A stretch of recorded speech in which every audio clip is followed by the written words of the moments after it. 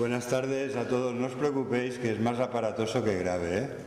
Lo que pasa es que voy a seguir lo que me ha dicho el médico, que es que esté inmovilizado, llevo un vendaje de compresión y lo tengo que llevar en principio 10 días y estar con la pierna en alto.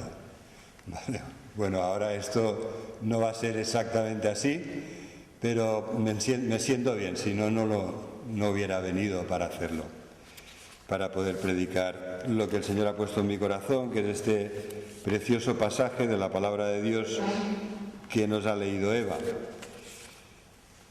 Ha sido una torcedura con muy mala pata, muy mala pata.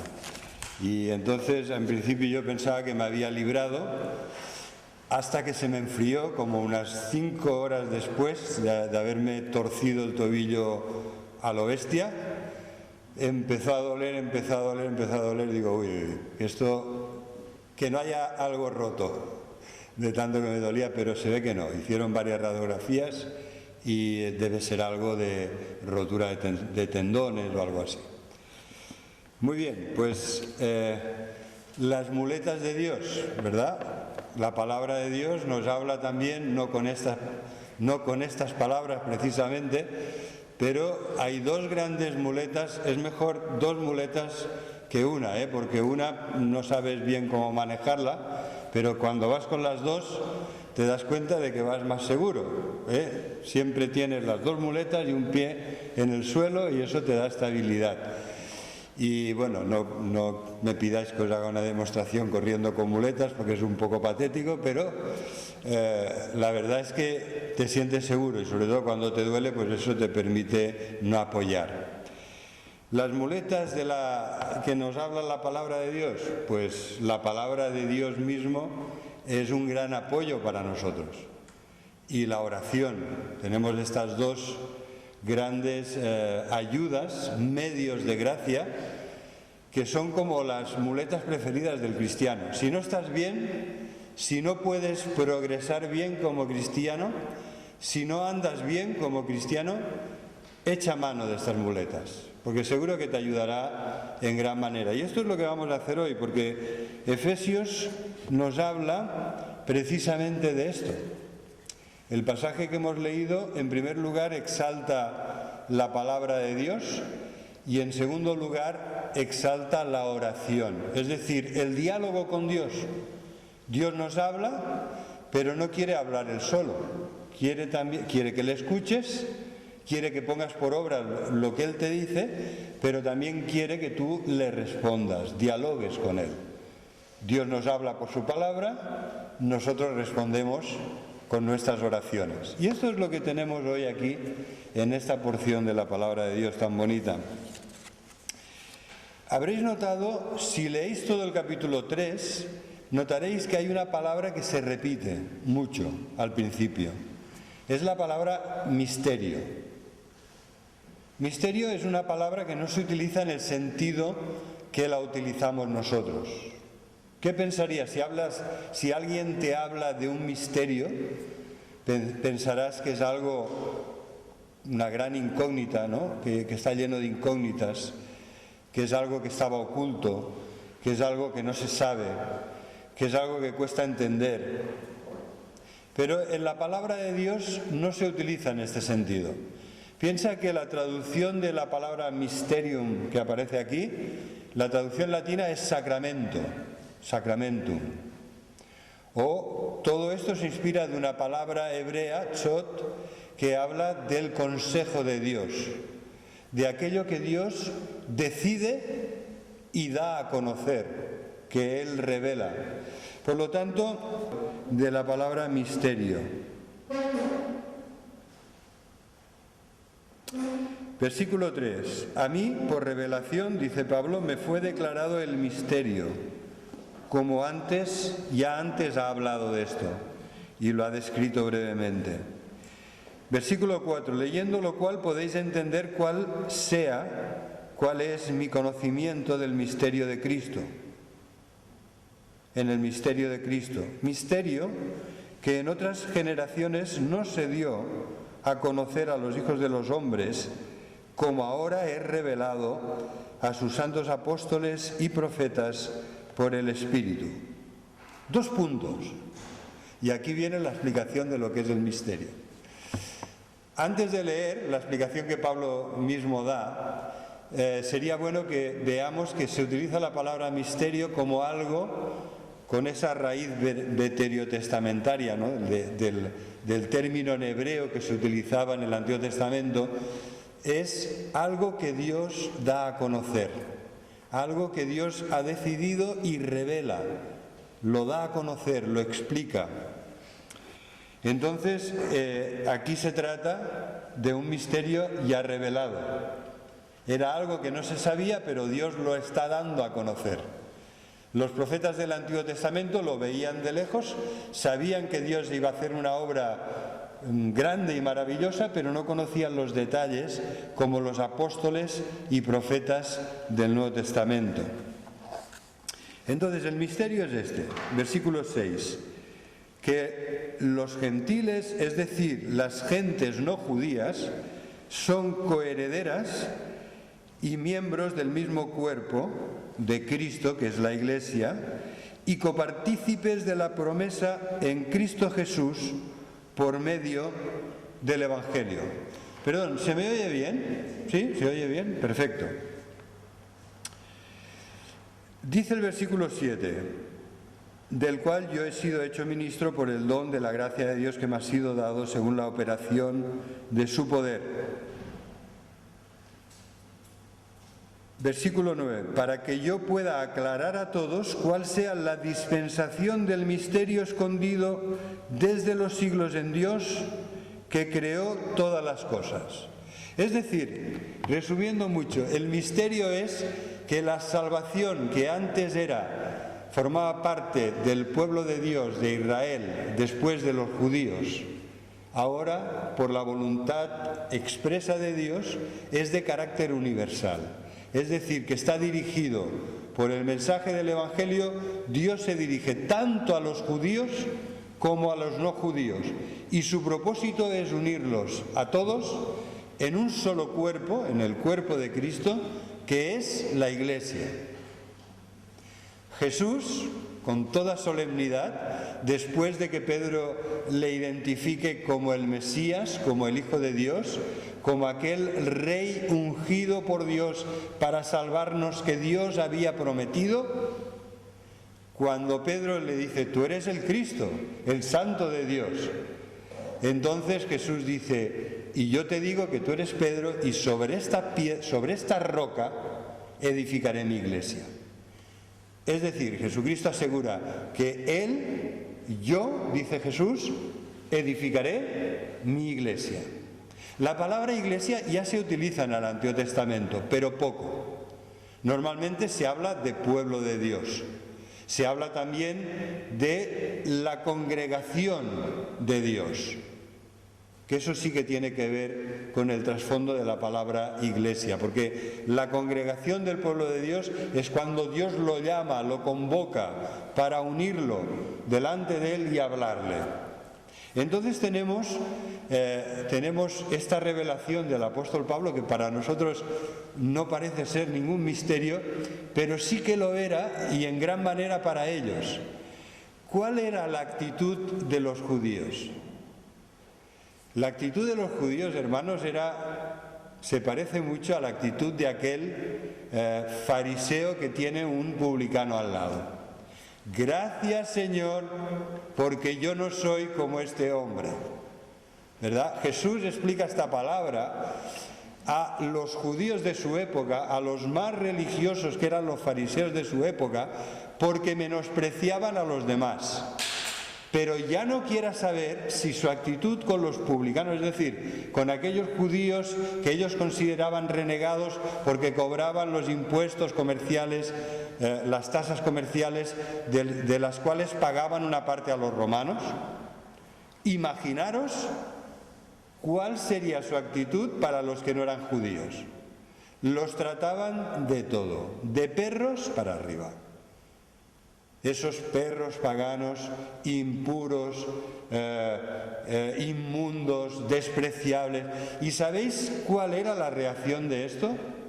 Nos la podemos imaginar muy fácilmente. ¿Qué te pasa a ti si te encuentras delante de una persona orgullosa, que te menosprecia, que te trata mal, que te habla mal, que va mirándote con orgullo por encima del hombro? ¿Qué despierta esto en las otras personas? Rechazo.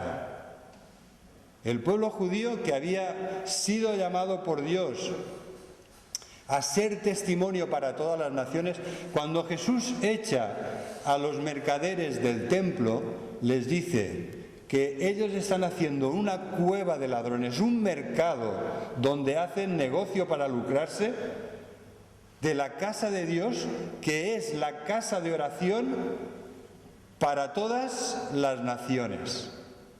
¿Qué habían hecho los judíos?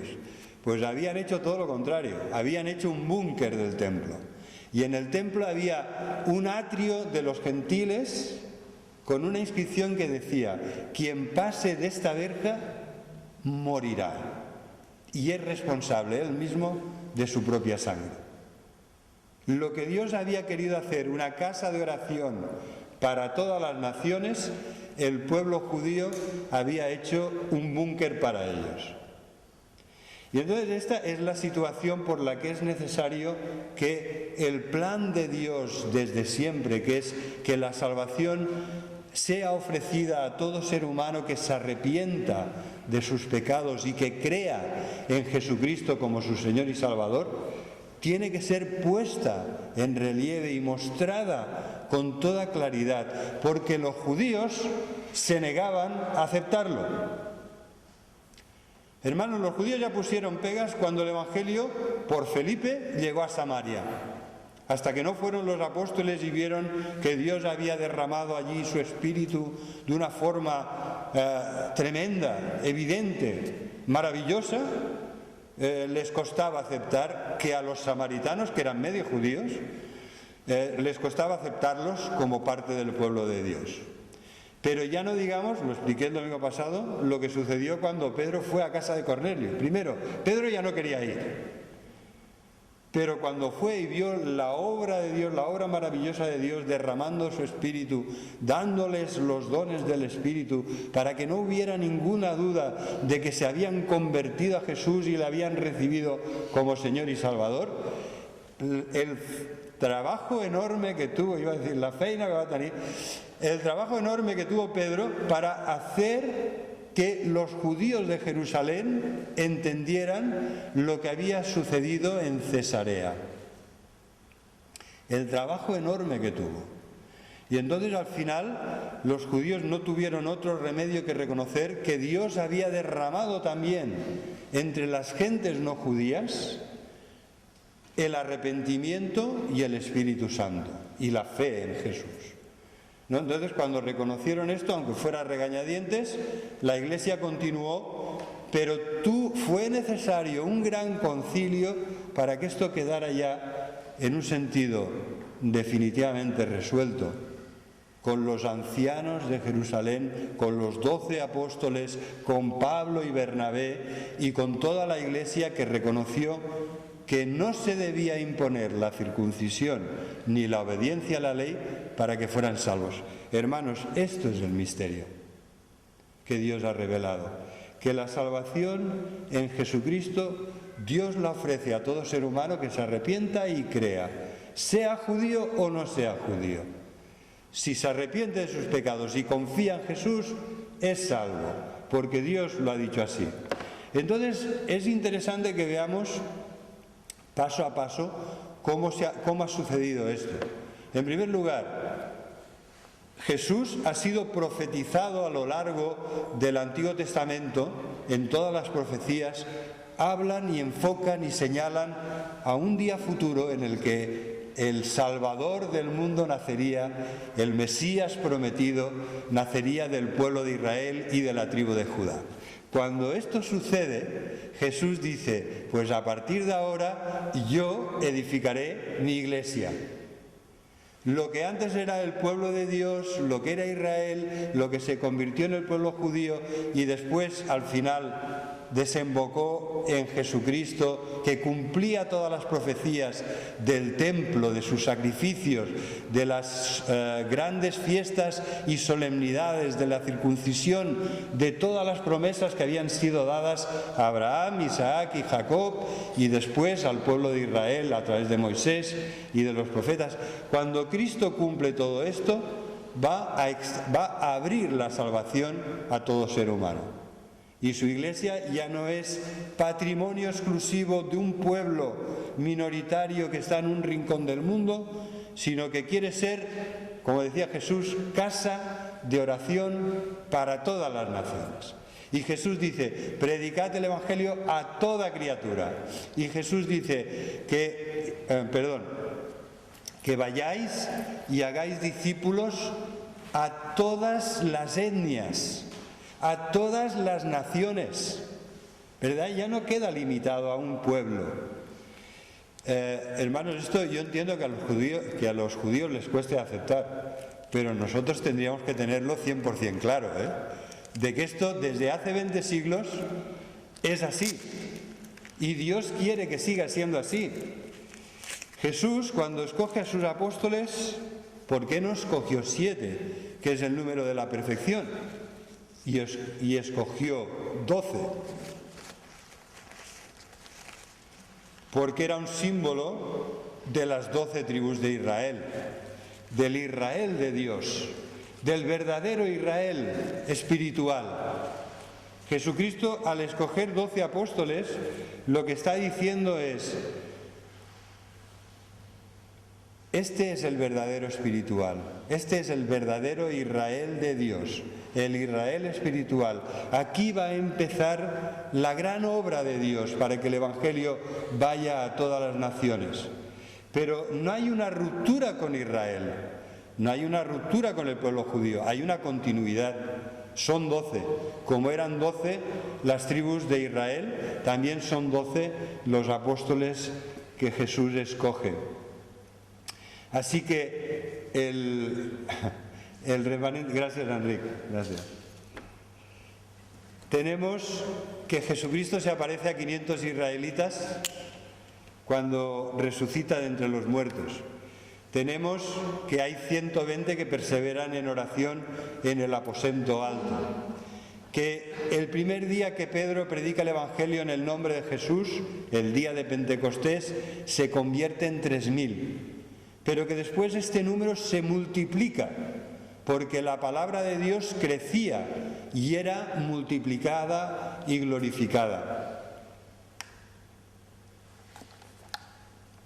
Y esto quiere decir que seguramente hablamos de cientos, de miles de judíos, de verdaderos israelitas, que se han convertido a su Mesías, a Jesús, antes de que la palabra de Dios cumpla el propósito de Dios, que es muy claro: recibiréis poder, y cuando venga sobre vosotros el Espíritu Santo, recibiréis poder y me seréis testigos en Jerusalén, el día de Pentecostés, en Judea, ¿verdad?, alrededor de Jerusalén, en Samaria, ya lo anunció Jesús, y hasta lo último de la tierra, que dicen que Pablo vino a Tarragona, al finis terre, ¿verdad? Pablo quería venir a España a predicar el Evangelio y dice la tradición que así lo hizo, y que después de ser liberado en el justo después de escribir Efesios, fue liberado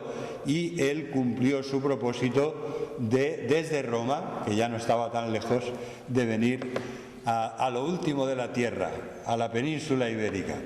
Muy bien, pues dicho esto, tenemos que reafirmar de nuevo que el verdadero Israel de Dios es la Iglesia. Ya está incluido en la Iglesia, fue la base de la Iglesia.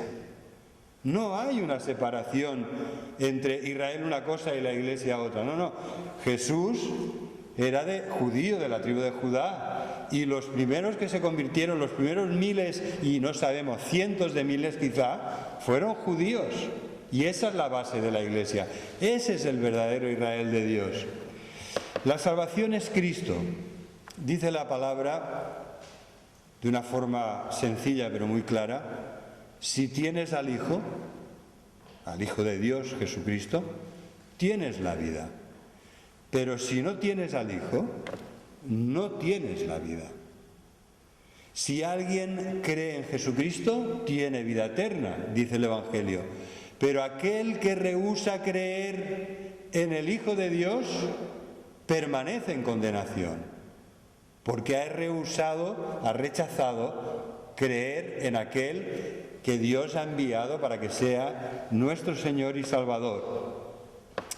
Así que los israelitas, los judíos, no se salvan por ser de esta etnia escogida, ni se salvan por tener una religión monoteísta mejor que las religiones del paganismo y el politeísmo. No se salvan por eso. ¿Por qué se salvan, hermanos, los israelitas? Los judíos que podáis conocer, ¿por qué se pueden salvar?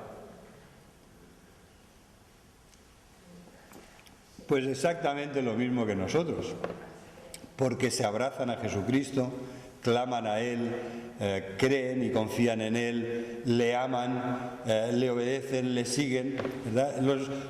No hay otro camino. Yo soy la verdad, el camino y la vida. Nadie puede venir al Padre si no es por mí. Este era el escándalo por el cual los judíos persiguieron a muerte y al final llevaron a Jesús a Pilatos para que le crucificara. Porque él decía, fijaros, los judíos tienen que reconocer algo que solo lo pueden hacer por la gracia de Dios, por el infinito poder de Dios. Y es reconocer que Jesús es el Jehová del Antiguo Testamento. Porque cuando todo el Nuevo Testamento reconoce que Jesucristo es el Señor, lo que está diciendo es: Jesús es Jehová. Jesús es Adonai, el Adonai que vosotros invocáis. Aquel Adonai del que decía el profeta Joel: y todo el que invoque el nombre de Jehová, el nombre de Adonai, porque ellos no leían Jehová, leían Adonai. Todo el que invoque el nombre de Adonai será salvo. Jesús es el Señor. ¿Cómo acabó Pedro el primer mensaje el día de Pentecostés? Que sepa ciertísimamente, con toda seguridad, la casa de Israel, que a este Jesús, al que vosotros habéis crucificado, Dios le ha hecho Señor y Cristo. Este es el mensaje, hermanos. Cualquier judío que quiera ser salvo tiene que abrazarse a Jesús, porque es el único camino, la verdad y la vida, y nadie puede ir al Padre si no es por Él. Ese es el medio de salvación que Dios ha establecido para todo ser humano, de toda etnia, de toda raza, de toda nación, para siempre. No hay otro nombre que podemos invocar para ser salvos. Solo hay uno, y es el glorioso nombre de Jesús. Entonces me gustaría que nos fijemos si este es el misterio revelado y lo tienes grabado por el Espíritu en tu corazón. Nuestra misión es clara, ¿verdad? Hablarle a todos, sean judíos o no sean judíos, hablar a todo ser humano con todo el amor del mundo, porque Dios de tal manera amó al mundo que ha dado a su Hijo unigénito para que todo aquel que en Él crea no se pierda, sino que tenga vida eterna. Por lo tanto, también nosotros, con todo el amor de Dios en nuestro corazón, tenemos que hablar a todo ser humano para que crean en Jesús como su Señor y Salvador. Y ese es el único medio de salvación. No hay otro. Pero esto nos debería vacunar contra dos cosas. Una es contra el antisemitismo, porque tenemos que amar a todos los hombres y, por supuesto, el pueblo de Israel para nosotros tiene una posición especial en el plan y en el propósito de Dios y le somos deudores, ¿no? Porque ellos han conservado la palabra de Dios y la han transmitido y la han registrado fielmente. Al final nosotros lo que tenemos en la Biblia es las escrituras sagradas del pueblo de Israel, que era el Antiguo Testamento, y las escrituras sagradas que el Espíritu Santo nos ha dado a través de los apóstoles o de aquellos que escribieron en su nombre. Esto es nuestra Biblia. Por lo tanto, ni debemos caer en un antisemitismo, qué barbaridad, ¿verdad? Pero tampoco en un sionismo de carácter político que pone a Israel como si todavía Israel fuera el pueblo elegido de Dios, privilegiado. No, somos la Iglesia, y la Iglesia es Israel, porque es el Israel de Dios que se ha convertido a Él, no solo al principio, sino a lo largo de la historia. Miles y cientos de miles de israelitas se han convertido al Señor y forman parte del cuerpo de Cristo, porque no hay otra salvación, hermanos. O estás en Cristo, o tienes al Hijo y tienes la vida, o no lo tienes y no tienes la vida. Así que con esto en mente, fijaros, me gustaría que nos centremos un momento en lo que dice el versículo 10. ¿Qué te sugiere a ti este versículo?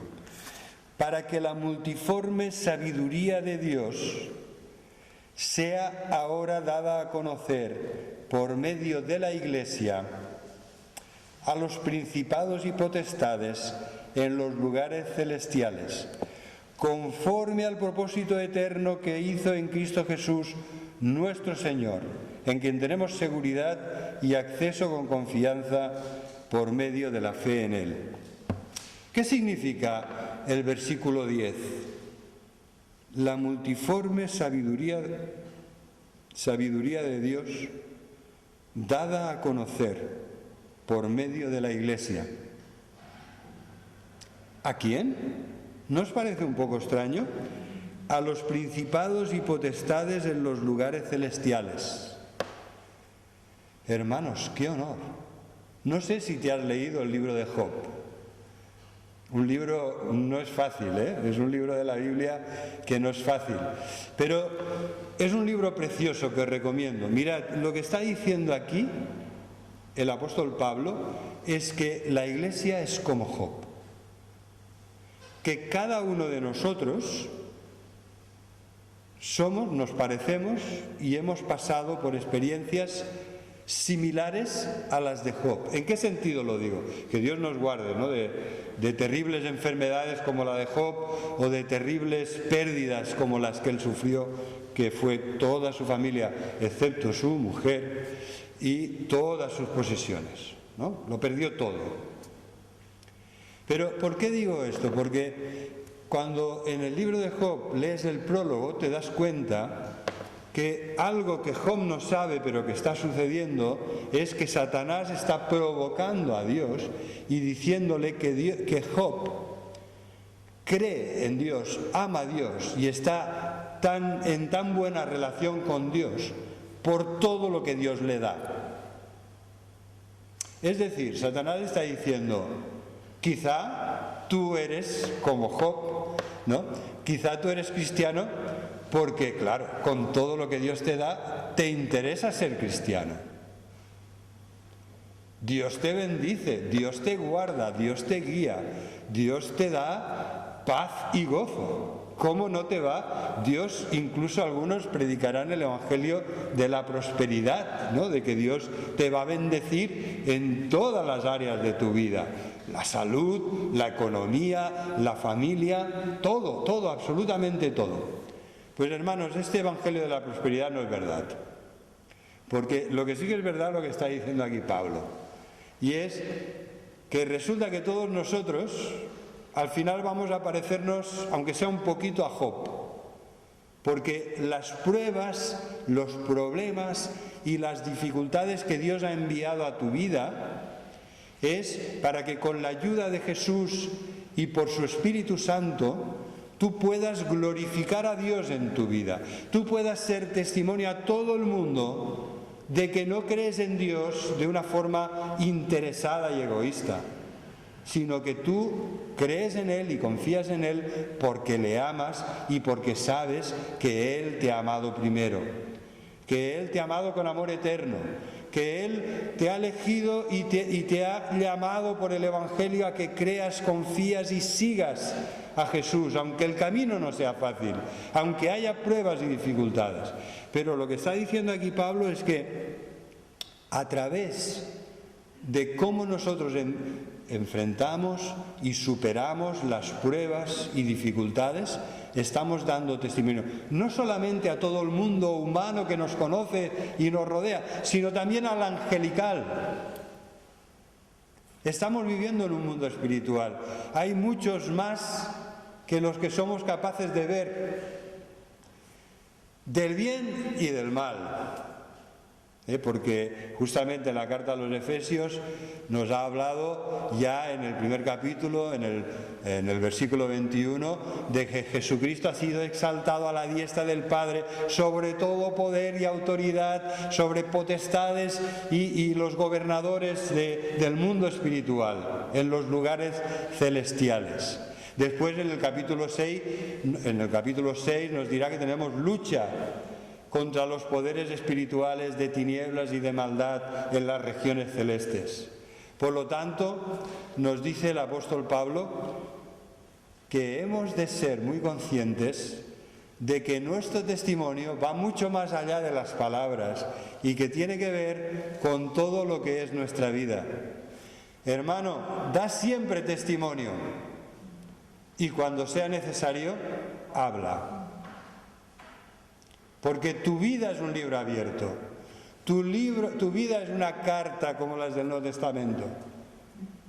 Y los que te rodean y los ángeles, yo diría, los buenos y los malos, están muy atentos a lo que hacemos con nuestra vida y a que no te sueltes de la mano de Dios. Porque, hermanos, Dios no tienta a nadie. Dios permite que pasemos por pruebas. Pero Dios no te tienta, Dios no te suelta de la mano para que caigas. Eres tú, soy yo el que nos soltamos. Somos nosotros los que nos soltamos. Cuando las cosas se ponen difíciles, cuando estamos desanimados, cuando la fe flaquea, cuando no queremos ser tan diferentes del mundo que nos rodea. ¿Verdad? Pero lo que nos dice aquí, fijaros, que la multiforme, la multicolor, literalmente, la sabiduría impresionante de Dios, tan polifacética, tan multicolor, ¿no? Como los colores del arco iris, así es la sabiduría de Dios, ¿no? De una riqueza y de una belleza increíble. Pues nosotros con nuestra vida, en medio de nuestras debilidades, de las pruebas y dificultades, estamos dando a conocer a todos la sabiduría de Dios. Me temo que a veces no es así. Me temo que a veces no es así. Me temo que a veces lo que damos a conocer es nuestra necedad, nuestra falta de fe. Pero lo que el Señor quiere que demos a conocer es su infinita sabiduría. Porque el que tiene necesidad de sabiduría, ¿qué promesa podríamos invocar en este momento? Imagínate que estás pasando una prueba, una tremenda dificultad. Y que dices, Señor, no sé, en un sentido estoy a punto de tirar la toalla, estoy a punto de soltarme de tu mano. Porque es que ya no aguanto más, no sé qué hacer, no sé cómo salir de este callejón sin salida. En este momento, por favor, acuérdate de que Santiago, el hermano de Jesús, nos dijo que quien tenga necesidad de sabiduría en medio de las pruebas, pues está hablando de esta sabiduría espiritual y práctica que necesitamos en medio de las pruebas que vivimos. Quien tenga necesidad que la pida a Dios, porque Él da a todos, abundantemente y sin reproche. Que la pida con fe, dice Santiago, y le será dada. Así que, hermanos, hagámoslo así. Intentemos siempre, de la mano de Jesús, dar un buen testimonio de que somos hijos e hijas de Dios, y de que no creemos en Dios de una forma egoísta e interesada, sino porque nos ha enamorado, nos ha amado con un amor tan puro, tan fuerte, tan maravilloso, que no podemos hacer otra cosa que corresponder a este amor que movió a Dios Padre a darnos al Hijo de su amor para que muriera por nuestros pecados en la cruz. Este amor sublime que movió a Jesús a poner su vida en nuestro lugar para que nosotros pudiéramos ser salvos, a cargar en nuestros pecados para que Él, aunque Él tuviera que... Él cargó nuestros pecados para que nosotros fuésemos justificados. La sabiduría de Dios, de la cual nos habla Romanos. Mirad, os voy a leer 3 versículos de Romanos que dicen lo siguiente, hablan de este misterio del que hemos reflexionado hoy. Cuando en Romanos capítulo 11 y versículo 11 dice, ¿han tropezado los de Israel para que cayesen? En ninguna manera. Pero por su transgresión vino la salvación a los gentiles para provocarles a celos. Si su transgresión es la riqueza del mundo y su defección la riqueza de los gentiles, ¿cuánto más su plena restauración? Restauración que sucederá cuando todos se conviertan al Señor Jesús. No puede ser de otra manera. No pensemos en que los sacrificios del templo van a volver a ser restaurados. El sacrificio perfecto ya está ofrecido. La ofrenda perfecta por todos los pecados de toda época, de todo lugar, de todo ser humano, ya ha sido presentada a Dios por la sangre del pacto eterno, ¿no? Jesús en el Espíritu ascendió al verdadero santuario de los cielos y presentó su sacrificio, su preciosa sangre derramada por nosotros. Y mirad, esto dice de la sabiduría de Dios, del Dios que permitió que tropezara Israel para que por su transgresión viniera la salvación a los que no somos judíos, para provocarles a celos. Versículo 31. Así que también estos, los judíos, ahora han sido desobedientes para que por la misericordia concedida a vosotros, ellos también alcancen misericordia. Porque Dios sujetó a todos en desobediencia para tener misericordia de todos. Esta es la infinita sabiduría de Dios. Oh profundidad de las riquezas de la sabiduría y de la ciencia de Dios, cuán insondables son sus juicios e inescrutables sus caminos. Hermanos, qué paradoja la sabiduría de Dios. Nos ha dado vida a través de la muerte de Jesús. Nos ha dado el camino abierto a la gloria a través de la vergüenza de la cruz de Jesús. Nos ha dado la bendición y nos ha bendecido con toda bendición espiritual porque Jesús quiso llevar la maldición de nuestros pecados clavado en una cruz. Y nos ha dado el poder del Espíritu Santo para que prediquemos el Evangelio, que es poder de Dios para salvación, por la debilidad aparente de aquel Jesús que fue prendido, maltratado, insultado, crucificado en debilidad, en una vergonzosa cruz. Esta es la sabiduría de Dios, hermanos. Así que, con esto en nuestro corazón, acerquémonos al Señor, ¿verdad? Esta es la conclusión que quisiera dejar con vosotros hoy. El versículo que hemos leído en el capítulo 3 de Efesios, que nos dice que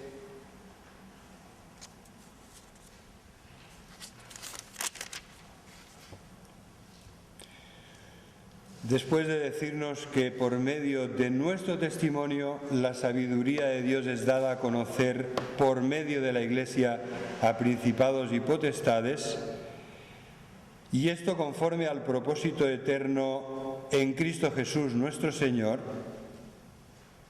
nos dice el versículo 12, en quien tenemos seguridad y acceso con confianza por medio de la fe en Él. Este es nuestro privilegio, hermanos. Tenemos la palabra y la sabiduría de Dios, porque en Jesucristo están todos los tesoros de la sabiduría de Dios y en nosotros, en nuestro corazón, la palabra de Cristo, que debe morar en toda abundancia en cada uno de sus hijos y de sus hijas. Pero nos asegura este pasaje que tenemos seguridad y acceso con confianza al trono de la gracia de Dios con toda libertad por la obra de Jesucristo. Quizá la mejor explicación de este pasaje es Hebreos capítulo 4, cuando nos dice que, por lo tanto, teniendo un gran sumo sacerdote que traspasó los cielos, Jesús, el Hijo de Dios, retengamos nuestra profesión, porque no tenemos un sumo sacerdote que no pueda compadecerse de nuestras debilidades, sino uno que fue tentado en todo, según nuestra semejanza, pero sin pecado. Acerquémonos, pues, confiadamente al trono de la gracia, para alcanzar misericordia y hallar gracia para el oportuno socorro. Hermanos, no tenemos porque no pedimos. Como dice el himno, si estás débil y cargado de ansiedades y temor, quizá es porque no llevamos todo a Dios en oración. Tenemos un camino, hermanos, que es como una autopista. La amplia y generosa entrada que Jesucristo ha abierto para nosotros al trono de la gracia de Dios es amplia y generosa. Tenemos por nuestra parte que tener una actitud de confianza, de valentía, porque fíjate, la palabra que utiliza aquí no es la habitual para fe, confianza, fidelidad, no. Es una palabra que habla de valentía, de osadía, básicamente son las dos traducciones, ¿no? Pablo, por ejemplo, pide por él, aquí al final de Efesios, por favor, dice, orad por mí, para que con confianza, utiliza esta palabra, parresía, hable del Evangelio como debo hacerlo, con toda confianza, con toda valentía, con toda osadía, con toda palabra. La palabra parresía dice literalmente, etimológicamente, con toda palabra. Es alguien que cuando tiene un problema no se lo guarda y se envenena por dentro, sino que va a la otra persona y le dice, mira, ha pasado algo entre nosotros, te lo voy a explicar. Mira, me siento así, así, así. O ha pasado esto y aquello. Toda palabra, ¿verdad? No se queda nada dentro. Y entonces nos dice el Señor que tenemos un acceso al Padre en el cual deberíamos, como Ana al orar por su futuro hijo Samuel, deberíamos derramar nuestro corazón y hacerlo con osadía, con respeto, con humildad, con reverencia, con temor de Dios, pero con valentía, con osadía, con toda palabra, que expresando todo lo que hay dentro de nosotros. Algunos lo hacéis muy bien porque ya llevamos tiempo orando juntos y otros debemos aprender todavía bastante. Pero que el Señor nos ayude a confiar en este Dios que tanto nos ama, que tan fácil en un sentido, que tan maravillosamente expedito, ¿no? Abierto, fácil acceso nos ha dado para que nunca podamos decir, Señor, caí, me hice daño, pero fue porque tú no me ayudaste. No, Él siempre dirá, es que ni siquiera me lo pediste. No viniste a mí para rogarme que te ayudara. No pediste la sabiduría que necesitabas. No pediste el poder que te ayuda a superar esas dificultades y que yo siempre te quiero dar. Que el Señor nos ayude en el trono de la gracia donde está Dios sentado y a su diestra Jesús, nuestro Señor y Salvador, nos anime siempre a orar más y hacerlo cada día mejor. Amén.